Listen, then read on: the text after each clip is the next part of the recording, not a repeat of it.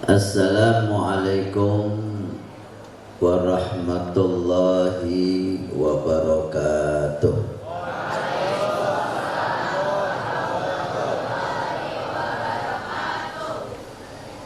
Alhamdulillah wa syukurulillah wa ma bikum min ni'matin fa min Allah wa la hawla wa la quwwata illa billahil aliyyil azim.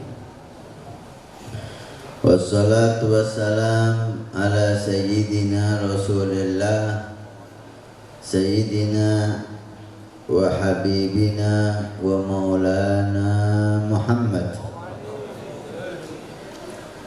wa ala alihi wa ashabihi wa man tabi'ahu ila yaumil mi'ad, amma ba'du. Para habaib yang sangat saya cintai, para alim ulama, para guru yang sangat saya muliakan dan saya taati,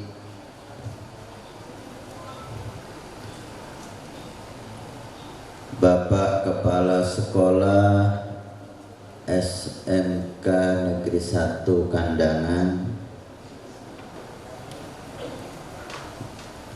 semua yang ada di atas pentas ini yang saya tidak bisa menyebut namanya satu persatu, tapi tidak mengurangi penghormatan saya kepada beliau-beliau yang mulia. Mudah-mudahan mereka semuanya dipanjangkan umur oleh Allah, dalam kesehatan yang sempurna, di dalam ketaatan kepada Allah Subhanahu wa ta'ala, sehingga bisa membimbing kita, mengajak kita untuk menjadi manusia yang sukses di dunia dan sukses di hari kiamat. Amin ya rabbal. Dewan guru, bapak-bapak, ibu-ibu, santri atau siswa, putra putri SMK 1 SMK Negeri 1 Kandangan yang saya cintai, juga hadir dari SMP 4 Kandangan.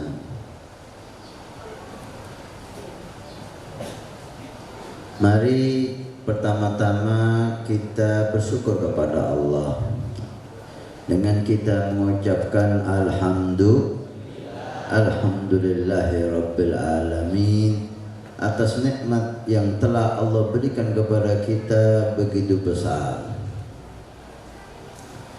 Nikmat yang kita terima dari Allah begitu hebat, begitu banyak, sehingga kita jangankan mensyukurinya, menghitungnya saja kita nggak mampu.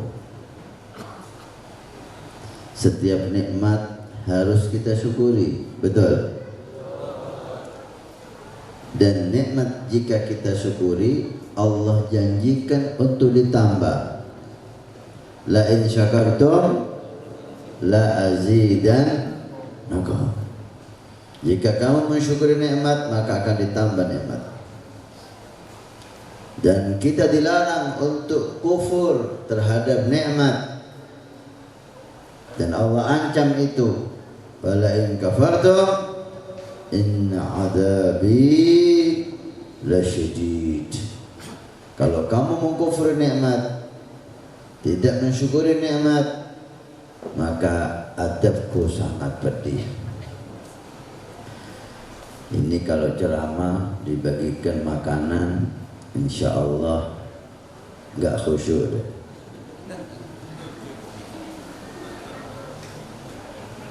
Ditunda aja dulu. Kasihan yang berdiri di depan pian, ingin juga makan. Mulai tadi hanya ada air di sini. Salahnya panitia coba dikasih makanan, maka Habib biarin pian makan. Jadi kita sama-sama puasa. Ayo kita gunakan beberapa saat ini konsentrasi untuk menimba ilmu Allah Subhanahu wa taala, untuk mengambil berkah dari Nabi Muhammad SAW. Setuju? Tadi sudah disampaikan, siapkan pertanyaan bebas, pertanyaan apapun. Yang penting bukan politik. Ada politik Habib gak nyambung. Ada bagiannya sendiri udah.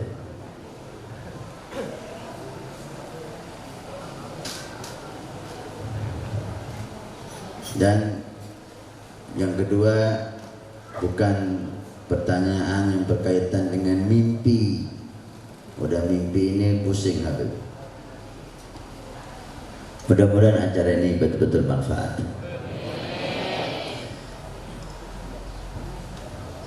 Nikmat begitu banyak Allah berikan kepada kita sehingga kita menghitungnya aja nggak mampu. Dan itu ditegaskan oleh Allah dalam Al-Quran. Wa in ta'uddu ni'matallah la tuhsuha. Wahai hambaku, kalau kamu mau menghitung nikmat yang aku berikan kepada kamu, maka kamu tidak mampu menghitungnya. Allah tidak menyatakan kalau kamu mau mensyukuri nikmat. Itu terlalu jauh. Menghitung aja dulu. Kalau kamu mau menghitung, kamu tidak akan mampu menghitungnya, apalagi mensyukurinya.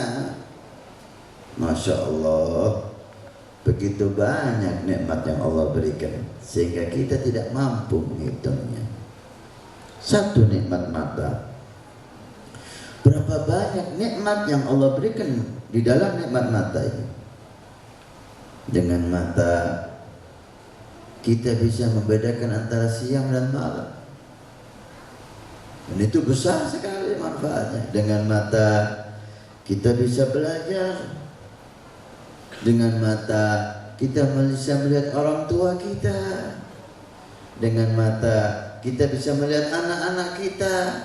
Dengan mata kita bisa berjalan. Dengan mata. Oh, satu nikmat aja kita nggak mampu. Belum nikmat telinga, nikmat hidung dan seterusnya. Alhamdulillah.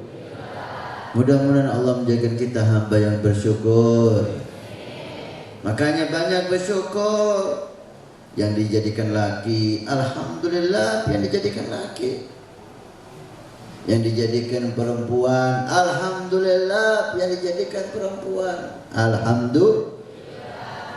Semuanya punya keistimewaan masing-masing dan semuanya punya nikmat masing-masing.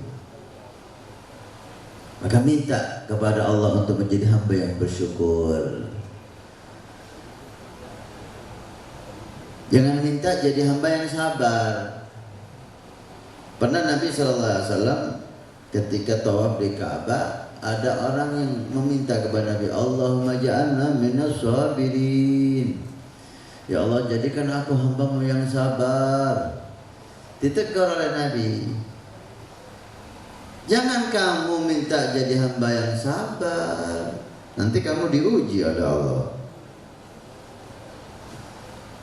Walakin is'alullah an yaj'alaka minasyakirin. Tapi mintalah kamu sama Allah untuk jadi hamba yang bersyukur, sehingga kamu diberi nikmat dan kamu diberi taufik untuk mau bersyukur atas nikmat tersebut.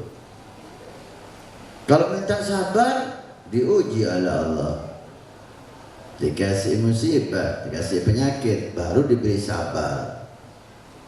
Kalau minta syukur, dikasih nikmat, baru diberi rasa syukur. Milih yang mana?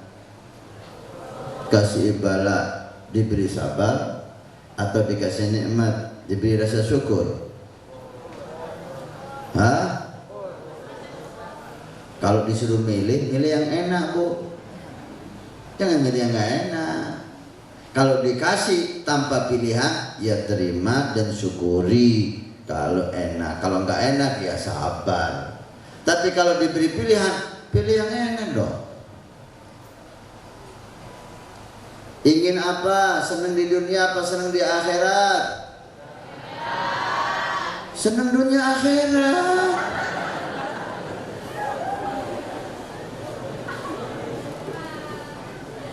Mau di akhirat surga tapi di dunia sengsara. Kalau diberi pilihan, pilih yang enak.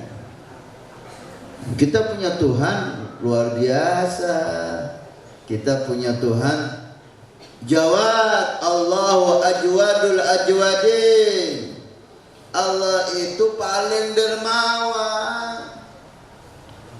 Kita bukan berhubungan dengan makhluk yang banyak perhitungan.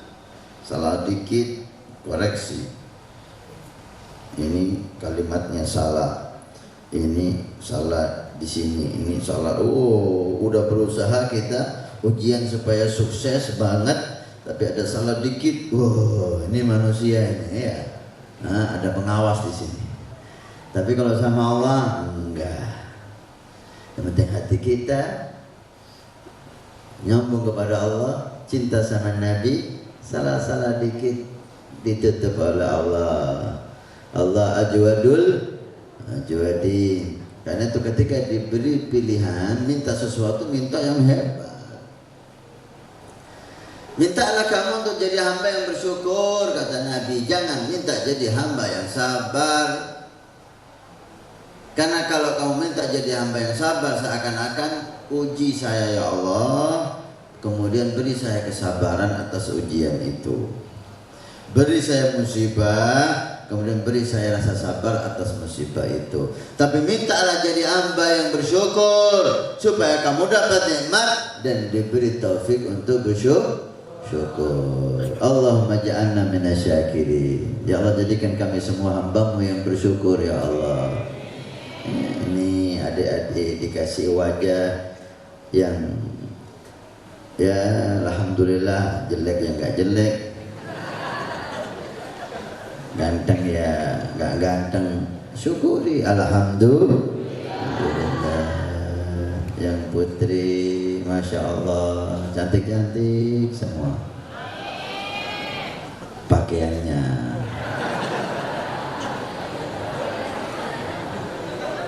Insya Allah zahir batinnya cantik, amin ya rabbal. Bersyukur sama Allah, alhamdulillah. Isra wal Mi'raj Nabi sallallahu alaihi wasallam. Tadi kita dengar bagaimana dikondisikan suasana begitu indah dan merindukan Nabi sallallahu alaihi wasallam. Allah luar biasa. Saya terharu. Panitia sangat pandai menciptakan suasana indah yang membuat roh kita merindukan Nabi Muhammad. Memang roh seorang mukmin itu merindukan Madinah, seperti halnya ular merindukan tempat tinggalnya. Nabi bersabda, rohnya orang mukmin itu merindukan Madinah. Ada apa di Madinah? Ada apa dengan Madinah? Sampai setiap orang mukmin kalau dia beriman, dia pasti merindukan Madinah. Ini bisa dikatakan tanda iman. Rindu Madinah. Ada apa di Madinah? Ada mall besar. Ada apa di Madinah? Ada pemandangan, ada laut, ada apa di Madinah? Di Madinah ada Nabi Muhammad sallallahu alaihi wasallam. Allahumma shalli ala Muhammad. Sallallahu alaihi Muhammad. Seorang mukmin merindukan Madinah seperti ular merindukan rumahnya. Ular itu enggak gampang keluar. Dikatakan ular itu keluar kalau dia lapar atau kepanasan. Lalu dia keluar. Udah dapat makanan, udah masuk lagi ke tempatnya dan tinggal tidur di sana. Demikian seorang mukmin merindukan Madinah seperti ular merindukan rumahnya. Mudah-mudahan Allah memuliakan kita bisa berkunjung kota Madinah, melaksanakan ibadah umrah, dan Allah memuliakan kita bisa berjumpa Nabi Muhammad. walaupun dalam mimpi. Amin ya rabbal. Allahumma arina wajahu walau fil manam. Ya Allah, tunjukkan wajah Nabi-Mu walaupun dalam tidur kami ya Allah. Isra wal Mi'raj adalah pelajaran yang sangat besar. Semua kejadiannya pelajaran bagi kita. Semua kejadiannya mengandung hikmah yang luar biasa.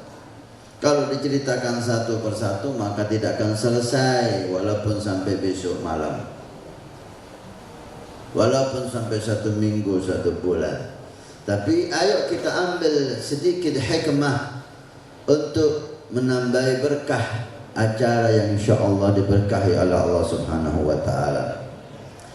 Kalau kita lihat sebab Nabi di-Isra dan di-Mi'rajkan oleh Allah, tahun itu dinyatakan Amul Huzun, tahun kesedihan bagi Nabi. Kan Nabi manusia, bisa sedih, bisa senang, bisa gembira dan susah. Dikatakan tahun kesedihan karena 2 manusia, 1 laki 1 perempuan, supaya adil nih, dua-duanya dapat. 2 manusia laki dan perempuan yang sangat membantu dan menolong dan mendampingi Nabi Sallallahu Alaihi Wasallam meninggal di tahun yang sama. Allahumma shalli ala Muhammad. Begitu luar biasa ujian Nabi, Pak. Begitu luar biasa ujian Nabi, Bu, adik-adikku. Gak ada yang mampu. Nabi dengan sabar dan tegahnya. Anda bayangkan, mulai kecil Nabi itu, belum lahir ayahnya meninggal. Lahir berapa bulan ibunya meninggal. Diasuh kakeknya, baru diasuh kakeknya berapa tahun, meninggal kakeknya. Diasuh oleh pamannya Abu Talib, terus seperti itu. Ya Allah, hidup penuh dilatih oleh Allah mental Nabi Sallallahu Alaihi Wasallam. Dipersiapkan untuk menjadi manusia yang sempurna. Allahumma shalli ala Muhammad sallallahu ala Muhammad. Orang itu kalau nggak diuji nggak ketahuan siapa dia. Indal ikhtibar yu'rafur rijal. Ketika diuji barulah orang itu kelihatan siapa dia. Nih sabar semua, nggih. Duduk sabar. Belum diuji. Coba diuji duduk sampai ntar sore. Iya apa kira-kira? Ada makan nggak? Nggak ada. Kira-kira gimana? Keluar aslinya. Yang keluar aslinya mulai kakinya, mulai pinggangnya, mulai ininya, mulai itunya, mulai ngantuk. Nah, ketika diuji baru kelihatan. Mudah-mudahan ketika diuji kita lulus ujian insyaallah. Pada saat-saat Nabi membutuhkan sosok istri yang sangat membantu dan berkorban untuk beliau, Allah mengambil istri beliau. Manusia yang pertama yang paling berjasa dalam hidup Nabi setelah ibunya yaitu Khadijatul Kubra, istri pertama Nabi dan istri yang paling diagungkan oleh Nabi Muhammad. Allahumma shalli ala Muhammad. Lengkap Bu, Khadijah itu cantik luar biasa, jadi rebutan bangsa Arab. Kaya, keturunan orang terhormat, cerdas, baik, akhlak, masya Allah, lengkap. Ada nggak di sini? Cantik, kaya, keturunan orang terhormat, salehah, akhlak, cerdas. Ada?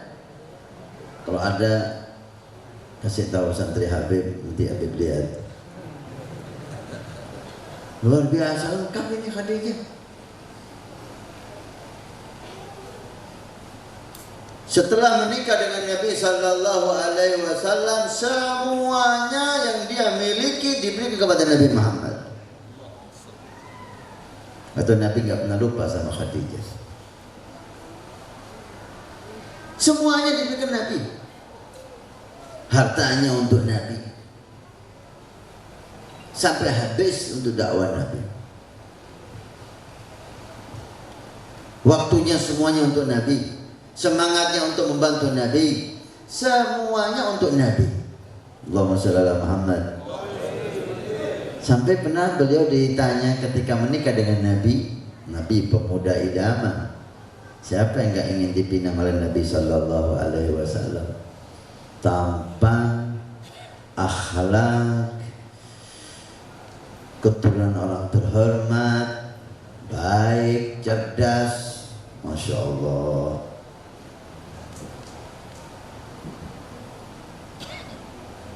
Pernah Khadijah setelah menikah ditanya, wahai Khadijah, apa yang kau inginkan dari Muhammad? Waktu itu belum jadi Nabi. Apa yang kau inginkan dari Muhammad?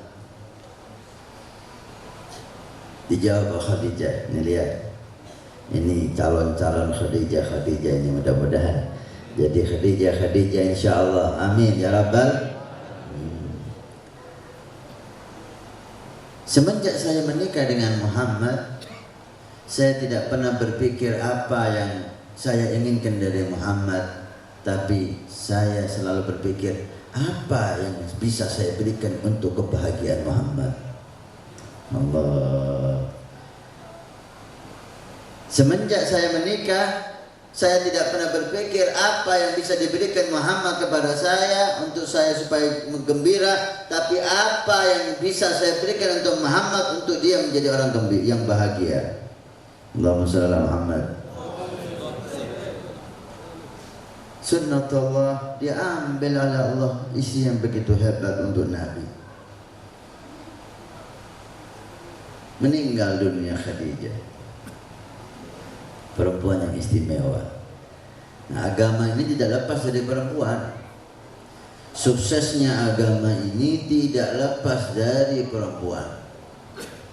Maka nggak bisa perempuan itu ditaruh di belakang dalam arti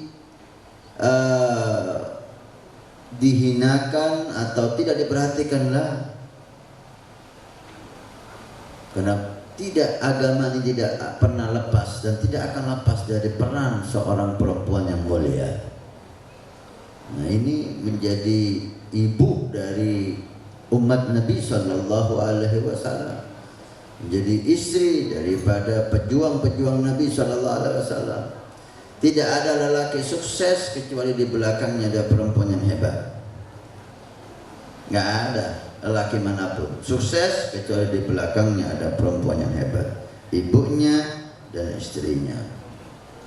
Kalau enggak, wah nggak bisa pidato pak, pusing, nggak bisa ngajar, nggak bisa dakwah. Ada kisah yang menunjukkan bagaimana peran istri itu. Ada seorang terkenal ulama besar, sampai dikatakan Ibnu Daqiqul Id, dijuluki anak tepung lebaran, anaknya tepung lebaran. Ini ulama besar, kalau pidato luar biasa, yang khusyuk, yang menangis, semua terbawa, dipuji oleh semua orang. Istrinya nggak ada yang menyebut, oh suami pian bu, oh suami pian, oh suami pian. Akhirnya si istri ini tersinggung, kok dia aja yang dipuji. Yang hebat itu bukan dia, yang hebat itu saya, kata si istri. Saya yang menjadikan dia hebat seperti itu. Apa itu mondok itu, belajar dia dari ulama besar, dia giat, dia enggak, yang membuat dia hebat itu saya. Enggak mungkin. Kalau nggak percaya, lihat ntar lebaran pidatonya enak apa enggak. Kalau kita buktikan, isi istri ini solehah, nggak pernah menuntut apapun. Si suami datang, senyum dia. Senyuman istri ini bu, wah, lemes suami-suami. Senyuman manis ya, bukan senyuman cemberut. Capek hilang, stres hilang hanya dengan senyuman seorang istri. Makanya istri yang solehah itu bukan istri yang selalu megang tasbih. Bukan istri yang selalu puasa Senin Kemis. Bukan itu kata Nabi.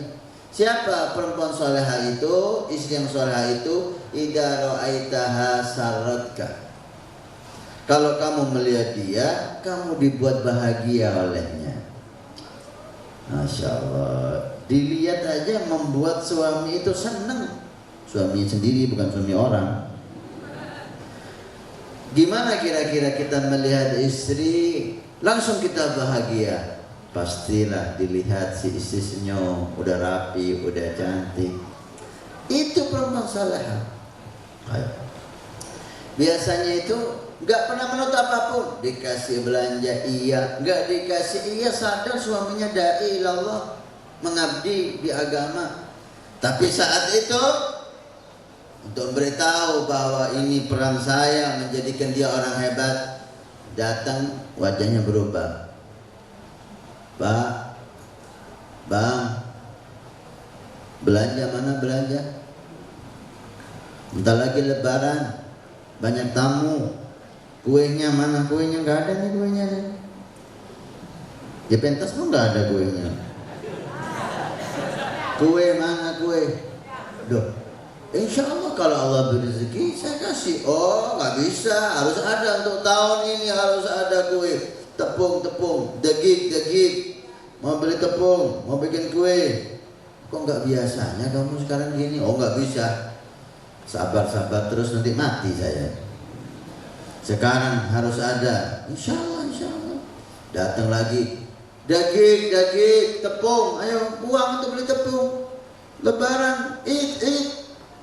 Kalau insya Allah ada uang, kita dapat rezeki, kita beli insya Allah tepung. Setiap datang daging, lebaran dekat, ayo tepung, mau beli tepung, mau bikin kue ini. Kalau insya Allah. Oh kamu berubah sekarang? Nggak ada, harus tiap hari dibuat pusing daging, tepung, lebaran udah dekat, tepung lebaran udah dekat, khutbah lebaran, assalamualaikum warahmatullahi wabarakatuh, dikit-dikit daging tepung lebaran, astagfirullah, ada apa tepung lebaran, dikit-dikit daging tepung lebaran, pulang orang-orang dari sholat id ditanya sama istrinya, gimana pidatonya dia sekarang? Kacau, rusak, gak terarah, dikit-dikit daging id, tepung lebaran. Apa Ustaz ini kok tepung lebaran terus? Betul gak kata saya yang menjadikan dia orang hebat.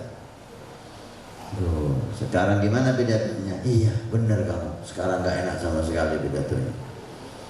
Artinya di belakang orang yang hebat pasti ada perempuan yang Yang kedua, beliau ditinggal oleh paman beliau, Abu Talib, yang dengan kekuasaannya, dengan wibawahnya mendampingi dakwah Nabi Shallallahu Alaihi Wasallam. Abu Talib sedikit kita perlu menjelaskan. Ulama khilaf memang dalam keislamannya dan keimanannya. Ada yang mengatakan dia meninggal dalam keadaan Islam dan iman. Ada yang mengatakan dia meninggal tidak dalam keadaan Islam dan iman. Abu Talib khilaf, dan itu ada di kitab-kitab. Tapi ulama mengatakan sebagai bentuk hormat kita, cinta kita, takdim kita kepada Nabi Muhammad sallallahu alaihi wasallam, maka tidak pantas kita membahas Abu Thalib di neraka, di surga, Islam, kafir, tidak pantas. Tidak pantas. Abu Thalib Anda taruh, jangan dibahas. Takut menyakiti Nabi Muhammad. Karena beliau sangat berkorban berjuang untuk Nabi Muhammad. Kalau dilihat daripada pembelaan beliau kepada Nabi Muhammad, mustahil beliau tidak beriman. Orang-orang kafir datang kepada Nabi, kepada Abu Thalib, ingin membunuh Nabi, tapi sungkan karena ada Abu Thalib. Kalau Abu Thalib, tolong, kamu orang terhormat, ponakanmu itu Muhammad, jangan boleh mencaci maki Tuhan kita dan berhenti berdakwah. Apa sih yang dia minta? Ini Muhammad ini apa maunya? Misinya itu mau apa? Dia pikir seperti mereka, berbuat ada keinginan, ada misi duniawi atau nafsu. Dia ingin jadi orang kaya.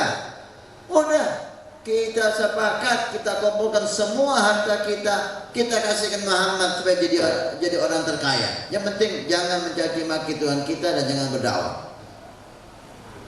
Dia ingin perempuan cantik, siap. Perempuan anak-anak kita yang tercantik, kita suruh milih Muhammad. Siapa yang dia mau ambil? Dia sakit, kita panggilkan dokter, kita panggilkan topik. Tolong berhenti. Minta apa dia kita kasih. Kalau ini permintaan kamu, saya akan sampaikan ke Muhammad. Pulang orang kafir. Masuk Abu Thalib, ya Muhammad, tadi kamu dengar sendiri apa yang dikatakan mereka. Gimana sekarang menurutmu wahai Muhammad? Kalau ya ammah, wahai pamanku, kalau dia bisa memberikan matahari dan bulan kepadaku, jangankan dunia dan seterusnya, matahari, bulan, dia bisa berikan kepadaku untuk aku tinggalkan misi dakwah aku ini, tidak akan aku tinggalkan.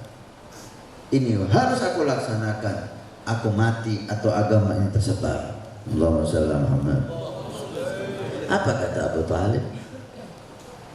Teruskan wahai anakku, demi Allah, selama pamanmu ini masih hidup, tidak akan aku biarkan dia menyentuh kulitmu, apalagi mengganggumu. Ini pernyataan orang beriman atau orang kafir?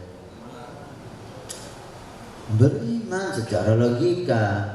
Memang ada nas hadis yang menyatakan lain daripada itu. Walhasil ulama mengatakan untuk penghormatan kita kepada Rasul, Abu Thalib kita taruh, jangan dibahas, biar Allah yang menghisab. Kalau mau membahas paman Nabi yang kafir, bahaslah Abu Lahab. Abu Lahab kafir. Nas Al-Quran tabbat yada abi lahabin. Mau membahas paman Nabi yang jelas-jelas muslim, bahaslah Hamzah, bahaslah Abbas. Hamzah dan Sayyidina Abbas, paman Nabi yang jelas-jelas muslim, tidak ada khilaf, supaya tidak ada masalah dalam masyarakat. Kadang-kadang disayangkan khutbah Jumat membahas Abu Thalib mati kafir. Enggak ada pembahasan lagi ente Ustaz. Kok senang teman ganggu Nabi Muhammad sallallahu alaihi wasallam. Dua manusia yang indah, yang mulia ini, yang sangat berjasa, diambil dalam tahun yang sama oleh Allah Subhanahu wa taala, maka dinyatakan tahun itu amul huzun, tahun kesedihan. Maka Nabi dihibur oleh Allah dengan Isra dan Mi'raj. Subhanalladzi asra bi'abdihi lailan minal masjidil haram ilal masjidil aqsa ila akhir ayat. Maha suci Allah yang telah mengisrakan nabinya, mengisrakan hambanya. Lihat, asra mengisrakan, memperjalankan, bukan sara, bukan jalan sendiri Nabi. Kalau jalan sendiri nggak mampu. Dari Masjidil Haram ke Masjidil Aqsa itu perjalanan sebulan pakai onta balap. Pulang lagi sebulan, pulang pergi dua bulan. Ini hanya ditempuh semalam. Dalam riwayat, "Tsumma yaradduhu minal arsy qabla an yabrudal arsy." Dikembalikan oleh Allah bukan dari Masjidil Aqsa di Palestina, tapi dari arsy Allah. Isra perjalanan dunia dari Masjidil Haram Makkah ke Masjidil Aqsa Palestina. Mudah-mudahan Allah membebaskan Masjidil Aqsa dari Yahudi insyaallah. Kemudian Mi'raj menuju langit pertama, kedua, ketiga, keempat, kelima, keenam, ketujuh. Keluar dari alam dunia, alam malakut, berjumpa dengan Allah Subhanahu wa taala. Kemudian kembali lagi ke dunia, perjalanan yang begitu lama, berapa ribu tahun itu mestinya ditempuh hanya semalam. Dalam riwayat beliau kembali, bekas hangatnya tempat duduk Nabi masih belum hilang. Pian ini duduk agak lama kan, 1 jam lebih. Kalau berdiri, pian pegang itu hangat kan, apalagi yang agak gemuk dikit itu. Tapi kalau sudah berdiri 10 menit hangatnya itu masih ada. Kalau ada kompornya berarti hilang. Artinya dalam waktu yang sangat singkat sekali. Akal nggak masuk. Akal nggak masuk. Mana bisa? Akal mana bisa menerima?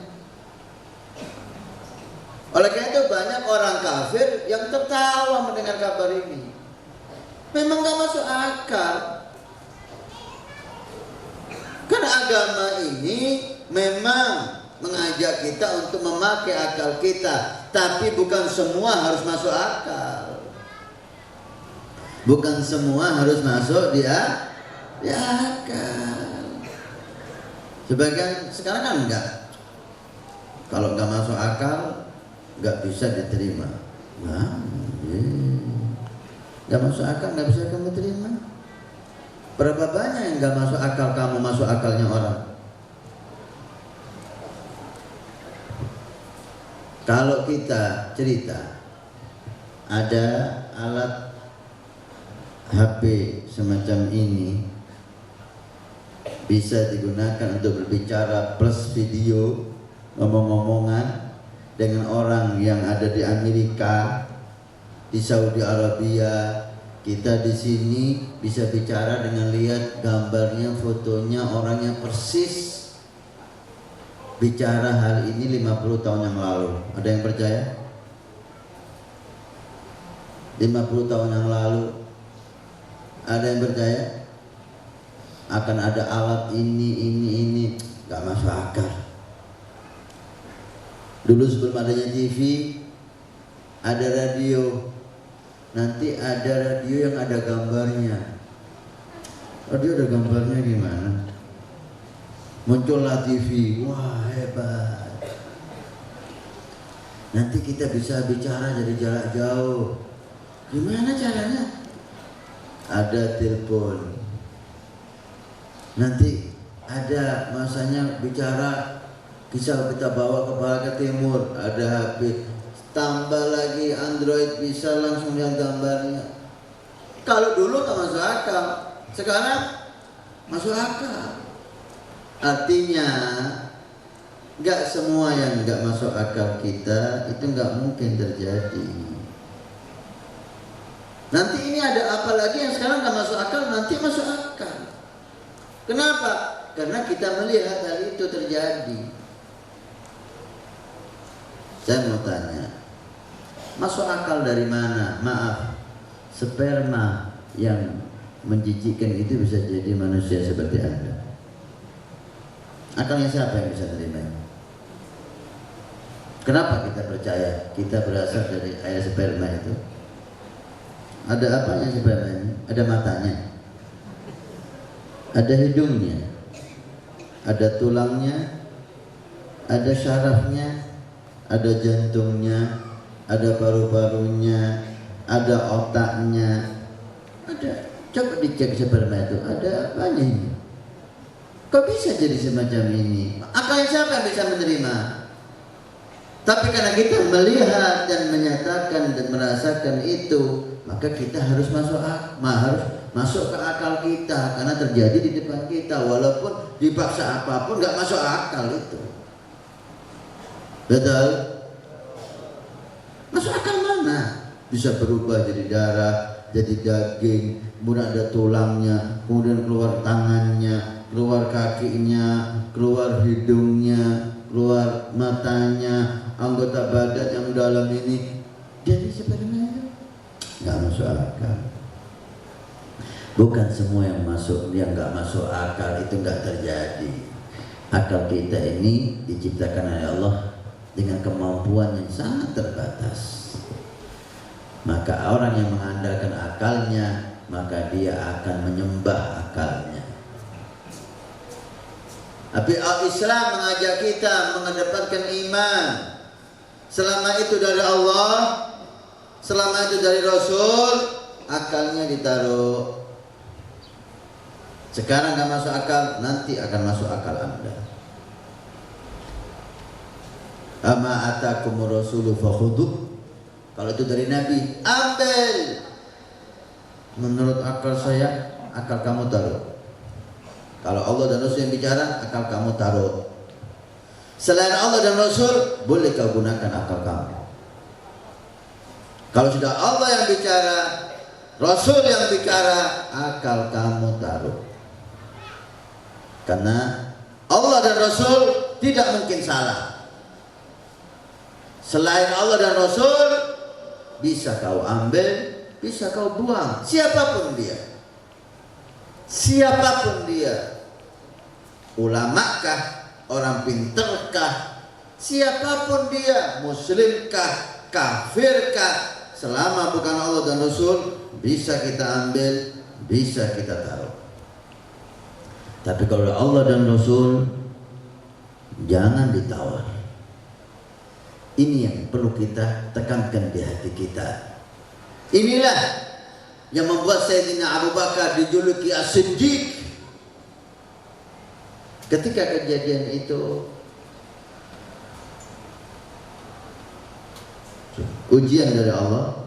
Setelah Isra Mi'raj, orang yang pertama ketemu Nabi Abu Jahal. Orang yang pertama ketemu Abu Jahal. Kenapa nggak ketemu Sayyidina Abu Bakar? Kan nyambung sama cerita ini. Ketemunya Abu Jahal. Muhammad, ada kabar baru nih. Mulai dikenal Islamnya. Ada kabar baru enggak? Yang viral gitu, yang bisa viral. Ada. Allah menetapkan untuk disampaikan. Dan Nabi tahu resikonya. Ya, bagaimana iman ketika ada cobaan, iman kita harus tetap. Ini masa Anda, wahai adik-adikku, masa penuh cobaan. Wazilzalan syadida. Iman kita banyak digoncangkan dengan banyak hal untuk kita menjauh dan tidak percaya lagi pada Nabi Shallallahu Alaihi Wasallam. Lihat Sayyidina Abu Bakar. Ketika Abu Jahal tanya sama Nabi, ada kabar apa? Ada. Kabar apa Muhammad? Saya baru diisrakan. Diisrakan? Dari mana? Dari Makkah ke Masjidil Aqsa Palestina. Kapan? Tadi malam. Tadi malam kau pergi ke Palestina dan sekarang ada di sini. Iya. Wah, ini baru kabar. Kalau hanya saya yang dengar, saya kumpulkan ya. Kau sampaikan ke mereka supaya mereka tahu. Nabi tahu niatnya untuk mengejek Nabi, untuk membodohi Nabi. Nabi tahu itu. Nabi bukan orang bodoh. Tapi karena ini harus disampaikan dari Allah, maka harus Nabi sampaikan. Silakan. Dikumpulkan, kumpul, Muhammad punya kabar baru. Muhammad punya kabar, kumpul semua. Abu Bakar nggak hadir. Kalau silakan Muhammad bicara, kata Abu Jahal. Saya tadi malam diisrakan oleh Allah dari Masjidil Haram ke Masjidil Aqsa. Hah? Sekarang kamu di depan kita ini Muhammad. Tadi malam kamu ke Masjidil Aqsa yang ada di Palestina, perjalanan sebulan, pulang pergi 2 bulan. Kalau iya. Sekarang kamu di depan kita ini. Iya. Kakak. Waduh, udah. Final sudah. Gilanya Muhammad sudah mentok. Muhammad, kau ini gila model apa? Udah gak percaya. Goncang orang mukmin waktu itu. Kenapa dia? Ketemu Abu Jahal dengan Sayyidina Abu Bakar di jalan. Abu Bakar, kesempatan ini menggoncangkan imannya Abu Bakar, dibikin imannya Abu Bakar seperti yang lain. Dengar gak kabar teman kamu apa sekarang? Muhammad, kabar apa? Katanya dia tadi malam diisrakan oleh Tuhannya ke Masjidil Aqsa. Sekarang dia depan kita Abu Bakar. Mulai Abu Bakar berubah wajahnya. Terkejut Abu Jahal mendengar jawaban Abu Bakar. Padahal nggak dengar dari Rasulullah Abu Bakar. In kana qad qala faqad sadaq. Kalau benar beliau Rasulullah Muhammad berkata seperti apa yang kamu katakan, tadi malam dia diisrakan ke Masjidil Haram, ke Masjidil Aqsa, maka dia jujur dalam ucapannya. Saya percaya. Percaya kamu Abu Bakar? Jangankan ke Masjidil Aqsa, dia membawa kabar dari langit, saya percaya kok. Belum cerita Mi'raj Nabi masih. Abu Bakar sudah percaya. Jangankan Masjidil Aqsa, antar negara perjalanan hanya sebulan, pulang pergi 2 bulan. Kabar dari langit beliau bawa, saya percaya. Wah, kamu sama gilanya. Ini yang perlu kita mantapkan di hati kita. In kana qala faqad sadaq. Kalau Nabi yang berkata, udah jangan dipikir. Jangan kita timbang dengan ucapan orang siapapun di dunia ini. Orang pinterkah, orang profesionalkah, siapapun. Kalau bertentangan dengan Nabi, buang. Karena Nabi tidak mungkin salah. Manusia siapapun pasti dan kemungkinan besar ada salahnya. Berapa banyak penemuan-penemuan orang-orang pandai. Setelah beberapa tahun, penemuan itu ternyata salah. Diperbaharui dengan penemuan yang baru. Penemuan yang baru juga seperti itu. Setelah teknologi semakin canggih, kepintaran semakin maju, disalahkan lagi dengan penemuan yang baru lagi. Terus semacam itu penemuan-penemuan. Tapi kalau dari Nabi Muhammad, sumbernya dari Rabbus samawati wal ard, nggak mungkin lagi ada kesalahan. Maka apapun, kalau itu dari Nabi Muhammad, ambil. Kalau itu dari Allah, ambil. Kalau itu kabar dari Rasulullah, pasti benar. Tapi perlu kita lihat sumbernya. Karena zaman ini zaman fitnah. Banyak orang yang memanfaatkan pemahamannya dari hadis Nabi, dari Al-Quran untuk kepentingannya ataupun untuk merusak umat ini. Maka ambillah ilmu agama dari orang yang betul-betul diridhai oleh Allah Subhanahu wa ta'ala. Adik-adikku, mudah-mudahan Allah Subhanahu wa ta'ala menjaga iman kita. Perlu kita tanamkan iman di hati kita. Dengan cinta kepada Nabi, insya Allah iman kita akan bertambah. Berapa banyak perempuan-perempuan mulia di zaman Nabi Sallallahu Alaihi Wasallam. Dinyatakan ulama, perempuan bahkan manusia pertama yang berkorban untuk Allah dan Rasulnya adalah perempuan. Ummu Yasir, ibunya sahabat Yasir, dialah perempuan yang meninggal pertama dalam mempertahankan Islam.